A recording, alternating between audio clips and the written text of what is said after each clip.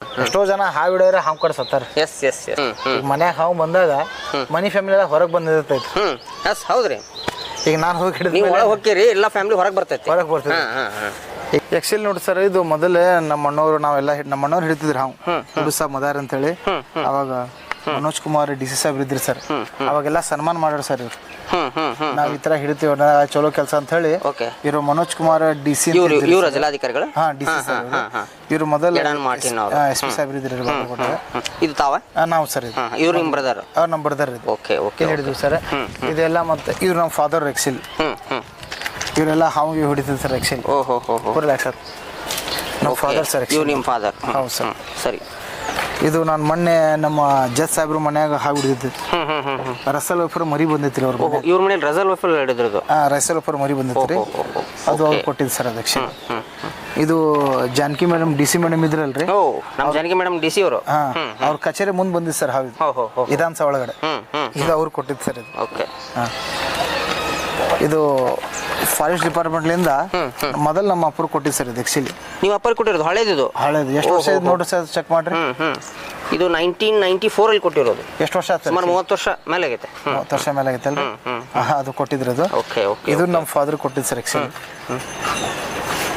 S yes yes. ಓಹೋ ಹೋ ಹೋ. ಹುಸೇನ್ ಸಾಬ್ ತಂದೆ. ಓಕೆ.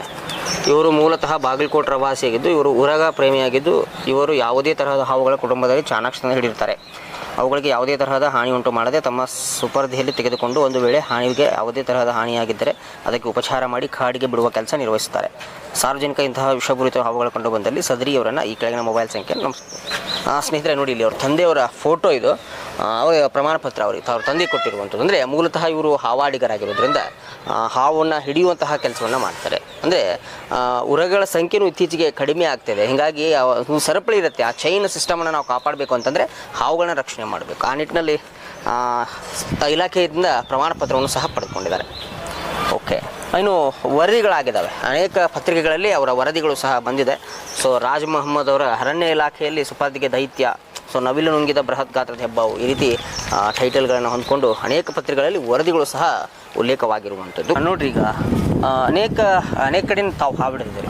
ಅಂದರೆ ಎಲ್ಲರೂ ಒಂದೊಂದು ಕಡೆ ಒಂದು ಪ್ರಮಾಣ ಪತ್ರವನ್ನು ತಮ್ಗೆ ಕೊಟ್ಟಾರೆ. ಹೌದು ಸರ್. ಏನು ಅನಿಸುತ್ತೆ ನಿಮಗೆ ಈ ಖುಷಿ ತರ್ತಾ ಹಾವು ಹಿಡಿಯೋದು?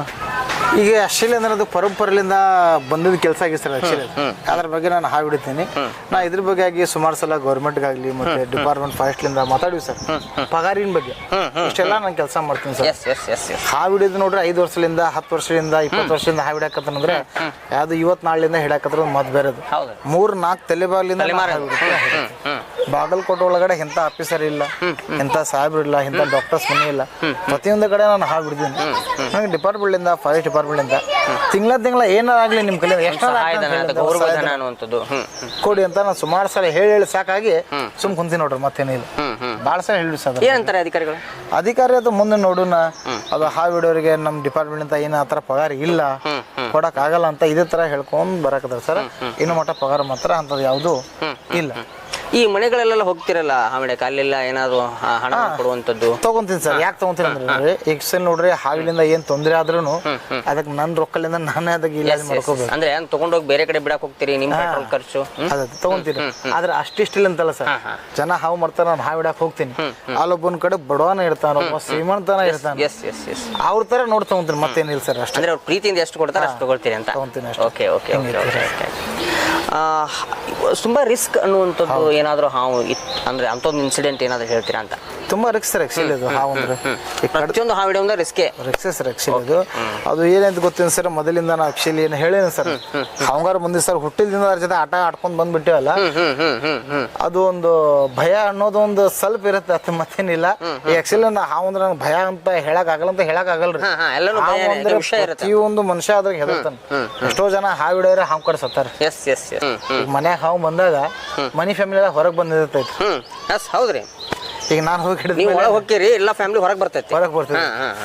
ಈಗ ಅದ್ರ ಜೀವನ ಕಾಪಾಡ್ದಂಗೆ ಆಗ್ತೈತೆ, ಈಗ ರಾತ್ರಿ ಸುಮಾರು ಯಾರನ್ನ ಕಡ್ದು ಜನ ಜೀವನ ಹೋಗ್ತದೆ, ಎಸ್ ಎಸ್ ಇಬ್ರು ಜೀವ ಕಾಪಾಡ್ದಂಗೆ ವ್ಯಕ್ತಿ ಆಗ್ತದೆ. ಎಸ್ ಅದರಿಂದ ಸುಮಾರು ಸಲ ಹೇಳಿ ನಾನು ಕೆಲವೊಂದು ಡಿಪಾರ್ಟ್ಮೆಂಟಿಗೆ ಏನಾದ್ರೂ ಸಹಾಯ ಆಗಲಿ ಸರ್ ಅಂದೀನಿ. ಅದು ಇನ್ನೂ ಮಟ್ಟ ಏನಾಗಿಲ್ಲ. ಸಿಗ್ಲಿ ಸರ್, ಆದಷ್ಟು ಬೇಗ ತಮ್ಮ ತಿಳಿ ತಮ್ಮ ಒಂದು ಕಾರ್ಯ ಐತಲ್ಲ ತುಂಬಾ ಶ್ಲಾಘನೀಯ ಅಂತಾನೆ ಹೇಳ್ಬೋದು. ಹೌದ್ರಿ. ಆಕ್ಚುಲಿ ಈಗ ನಾವು ಸುಮಾರು ವರ್ಷದಿಂದ ಇಲ್ಲಿ ಇದೀವ್ರಿ. 3ನೇ ತಲೆ ಬಾಗಿಲಿಂದ ಬಾಗಲಕೋಟೆ ಇದ್ದೇವೆ ಸರ್. ಈಗ ನಮ್ದು ಸ್ವಂತ ಅನ್ನೋದು ಒಂದು ಗೇಣ್ ಜಾಗ ಇಲ್ರಿ ಬಾಗಲಕೋಟೆ. ನಮ್ದು ಸ್ವಂತ ಈ ಜಾಗ ಅನ್ನೋದು ಇದು ಜಾಗ ಸ್ವಂತ ಇಲ್ಲ ಸರ್. ಇದು ಇನ್ನೊಬ್ಬರದೈತೆ ಪರಿಚಯದವರು ಸುಮಾರು ವರ್ಷದಿಂದ ಮೊದಲು ಝೊಪಡಿ ಇತ್ರಿ. ಈಗ ಶೆಡ್ ಅವ್ರು ಹೇಳಿ ಶೆಡ್ ಹಾಕೊಂಡು ಇದೀವಿ ಸರ್. ನೀವು ಯಾವಾಗಂತ ಕಿತ್ಕೊಂಡು ಹೋಗ್ತು ಅಂತ ಹೇಳಿ ಅವ್ರು ಹೇಳಿ ಸ್ವಲ್ಪ ಶೆಡ್ ಹೊಡ್ಕೊಂಡು ಇದೀವ್ರಿ. ಈಗ 3ನೇ ತಲೆ ಬಾಗಿಲಿಂದ ಇದ್ರು ಗೌರ್ಮೆಂಟ್ ಒಂದು ಮಣ್ಣಿನಿಲ್ಲ, ಒಂದು ಪ್ಲಾಟ್ನಿಲ್ಲ, ಜಾಗನಿಲ್ಲ. ಅದೊಂದು ಸುಮಾರು ಸಲ ಹೇಳಿನ್ರಿ. ಈಗ ರಾಜು ಈಗ ಮಾಡೋಣ ಅಂತ ಅಂದಾರ ಸರ್ ಕೆಲವು ಮಂದಿ. ನಮ್ಮ ಇವ್ರು ಅದಾರ ಸರ್, ಮಲ್ಲು ಭಯ MLA ಉಮೇಶ್ವರ ಮಲ್ಲು ಭಯ. ಆ ಮಲ್ಲು ಭಯ ಜೊತೆ ಮಾತಾಡಿರ್ತಾರೆ. ಆಯ್ತು ರಾಜು ನೀನು ಹೆಲ್ಪ್ ಮಾಡ್ತೀನಿ ನಾನು, ಅದ್ರ ಬಗ್ಗೆ ಟೆನ್ಷನ್ ಬೇಡ ಅಂತ ಹೇಳಿ ಅವ್ರ ನಂಬರ್ ತೊಗೊಂಡಾರೆ. ನಾವು ಯಾವಾಗ ಫೋನ್ ಮಾಡಿದ್ರು ಅವರು ಫೋನ್ ಸರ್ ಮಾತಾಡ್ತಾರೆ ನನ್ನ ಜೊತೆ, ನಾನು ಹಿಂಗೆ ಹೆಲ್ಪ್ ಮಾಡ್ತೀನಿ ಅಂದಾರೆ. ಇಲ್ಲ ಮಾಡ್ತಾರೆ. ನಿಜಕ್ಕೂ ಮಲ್ಲು ಮೇಟಿ ಅವರು ಏನಿದ್ದಾರೆ ನಿಜಕ್ಕೂ ಒಳ್ಳೆಯ ಮನಸ್ಸಿರ್ತಕ್ಕಂತಹ ವ್ಯಕ್ತಿ. ಸೊ ಈಗ ಅವರ ತಮ್ಮ ಉಮೇಶ್ ಮೇಟಿ ಅವರು MLA ಆಗಿದ್ದಾರೆ.